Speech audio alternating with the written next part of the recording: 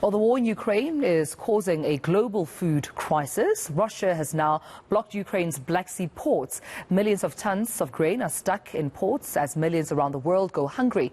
And many in the international community are calling on South Africa to take a stronger stance in condemning Russia. However, Pretoria says it's continuing its calls for dialogue and a peaceful solution.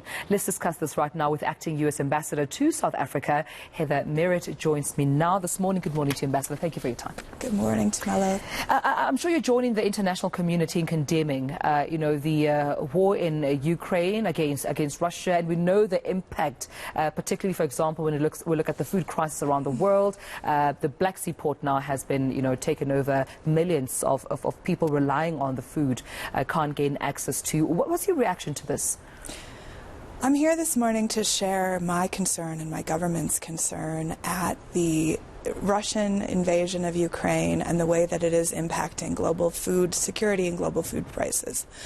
It's clear that millions of people around the world, including here in South Africa and in my own country, the most vulnerable among us are struggling with rising food prices and in some countries with scarcity of available stocks. Ukraine had represented about 10% of the world's exports of wheat. When you take offline such a huge percentage of the world's available stock, it has a massive impact.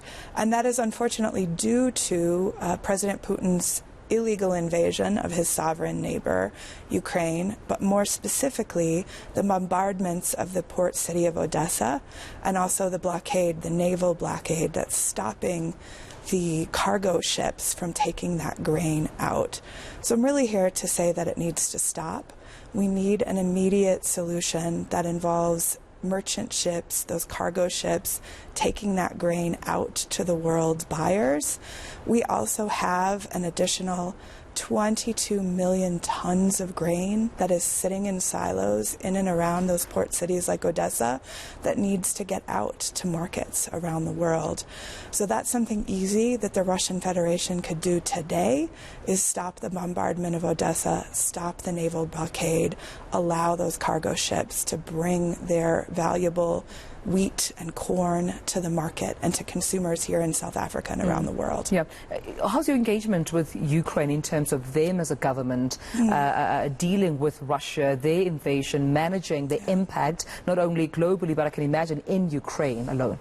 We have a strong relationship with the government of Ukraine, and we're working together. We certainly support efforts to bring peace and security back to that vital region. We have reopened our embassy in Kyiv recently and redeployed our ambassador, who's newly arrived, Bridget Brink, to continue that important relationship. And of course, we're working together with friends and allies and partners at the United Nations, really partners around the world to try to address this crisis. And as far as Russia is concerned, are your calls for condemnation falling on deaf ears?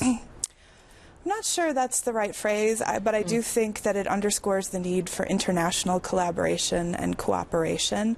We need all like-minded countries who want peace, who want a return to global food security, who want an end to the death and destruction that's happening inside Ukraine, a sovereign nation that was invaded by its neighbor.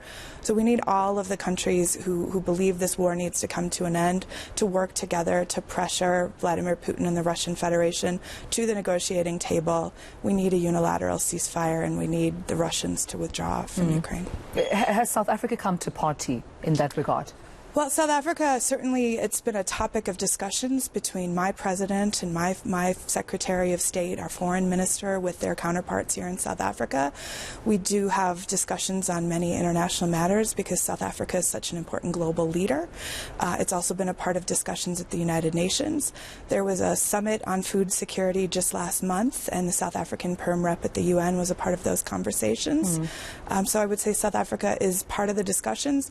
We'd like to see South Africa Africa do more to call out and to call for an answer in terms of the bombardment of Odessa and the naval blockade of Odessa as an immediate step that South Africa could take. We'd like to see South Africa and other African partners do more to call out Russia's war of aggression in Ukraine. Yeah, because South Africa's stance more is of a peaceful dialogue and resolution between the two nations. As the U.S. government, is that not enough? I think that dialogue is how conflicts end. I think South Africa is a good example of that. But I think we also need to be realistic that it often takes pressure to get different sides to the negotiating table in a serious manner. It took sanctions and other international pressure to bring about a negotiated solution to apartheid here in South Africa. I think we would agree that the negotiations in part were a result of external pressure like sanctions. And so I do think external pressure, whether through the United Nations, whether through private dialogue, whether through private or public public calls for changes in policy are very important. Right. Have you at all had engagement so far with President Putin? There had been a series of very high-level dialogues, including with President Putin, including with Foreign Minister Lavrov, including with their national security advisor and other senior leaders over months before this invasion took place. The dialogue was there. We and others, President Macron, I remember traveling to Russia, other leaders were just unable to resolve the concerns through dialogue. And so unfortunately, Russia took the step of invading its sovereign neighbor, Ukraine.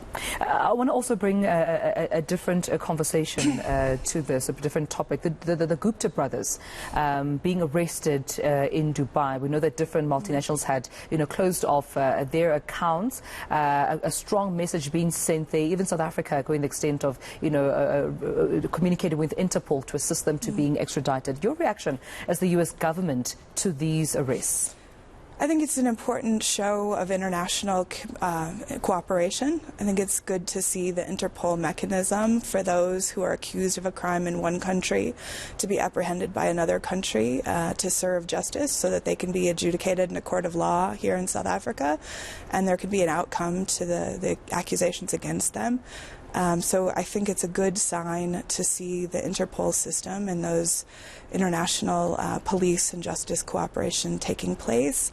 And I look forward to seeing the outcome of the process, to see what South African courts make of the accusations and the indictments against them. All right. Just with the last minute I have with you, Ambassador, where to from here with regards to the Ukraine, or the Russian invasion in Ukraine? I mean, what do you think are the next steps, not only by Russia nor Ukraine, but the international community? Because as you mentioned, the food crisis and the impact on the rest of the world is quite dire at this point. The next step I'd like to see is that the Russian Navy allows the more than 84 cargo ships laden with grain in the Black Sea to leave. I'd like to see the bombardments of cities like Odessa stop so that those 22 million tons of corn and wheat are able to get to market. I'd also like to point out for your viewers and to the government of South Africa that there are no U.S. sanctions on food or medicine. That is something that has been misunderstood. And so while we are concerned about using financial tools to try to pressure the Russian government to end its illegal aggression and its war of aggression in Ukraine, we are not in any way sanctioning exports like food or medicine. All right. Well, I appreciate you speaking to us and bringing that clarity to our viewers. U.S. Ambassador, acting U.S. Ambassador in South Africa, Merritt, thank you for your time.